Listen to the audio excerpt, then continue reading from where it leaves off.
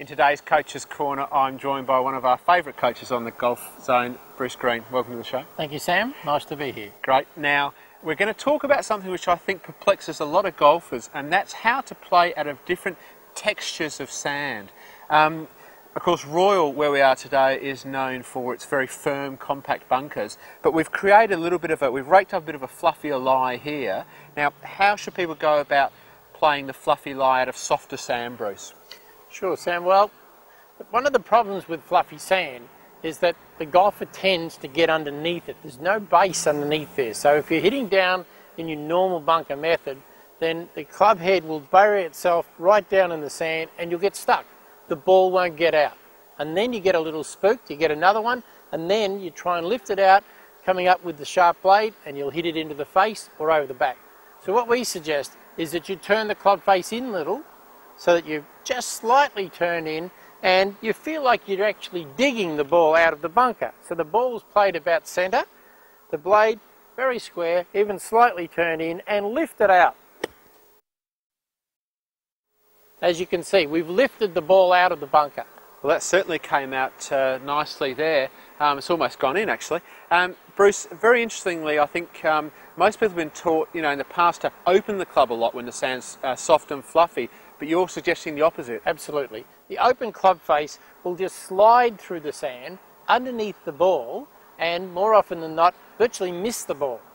And the only time when we really open up the club face is when you've got a firm base with a little topping of sand, about ½ an inch, ¾ an inch of sand. So you can skim it underneath, throw it up really high and stop it.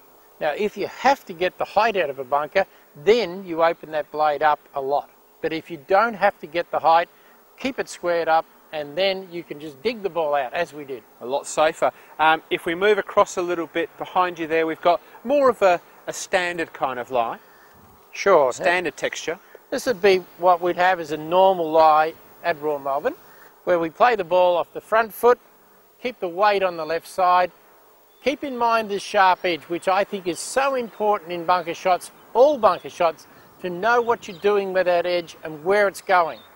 Now in this case, what we're trying to do is take 2 inches of sand, nip underneath the ball, have a nice little lift so that we shape the ball out of the bunker, and without trying to lift it out, let the head of the club take it out. Okay, can we see the swing that creates that? So we keep the ball forward, fairly sharp wrist brake lifting on the backswing, and there we go. Up underneath the ball goes high, plenty of check on that ball, we're near the pin. Certainly did come out nice and high and soft. Now, behind you there, we've doctored the sand a bit. Well, we've created what you might see if you had a bit of rain and you get that really hard compacted sand. And we can hear it as you tap it there. How do you play this shot? Well, it's like the kitchen floor. It's hard, it's bouncy. Now, if I take a full swing and I try and break up the hard sand, that's not going to work, because the base of the sand iron, no matter what shape of base you've got, will hit the ground first. The sharp edge of the sand iron comes up and blades the ball, and through it goes. So what happens, a lot of golfers tend to get on the hard ground and think they have to smash the hard ground to break it up. So what we do is we get that sharp edge and we try and drive that gently into the sand. The harder the sand, the softer we have to hit. The softer the sand, the harder we have to hit. Okay. So what I'm looking for again is to keep the blade quite square. If I open it up, I'm going to bounce the back of this club first onto the ball. So I have very little follow through. This is more of a pitch shot and can be played with a pitching wedge because you have a narrow base on the bottom of the club. So we're looking to play very sharp pitch down. As you can see, very little follow through, got some spin, and again we're down near the pin. I mean, it's been 3 fantastic shots. I think interestingly we're hearing the reverse of what we've heard in the past with a lot of bunker instruction, but you're well known as a great bunker player, so I trust you. Well, if anyone wants to challenge me, they're welcome to come. The fact is that you've got to take notice of what your sand iron, the shape of your sand iron.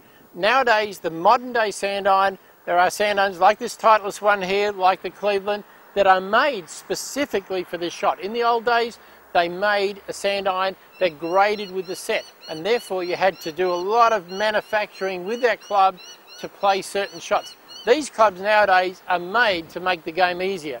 You have a leading edge that comes out here. So that gets to the back of the ball first. It's not offset. You have the flange. Some of them, they have a high bounce right at the back here. They're very good on soft sand, not so good when you've got on the hard sand. And the opposite. I prefer a sand iron that doesn't have a lot of bounce. I like to be able to just run the club underneath the back of the ball. But you can play with a square club face. Already it's got 60 degrees. Why do we need to make it 64 or 66 degrees? Exactly. Well, Bruce, I think that's fantastic advice, and I think that's going to simplify bunker play for a lot of our viewers out there. Thank you. Thank you. And thanks for being on the show.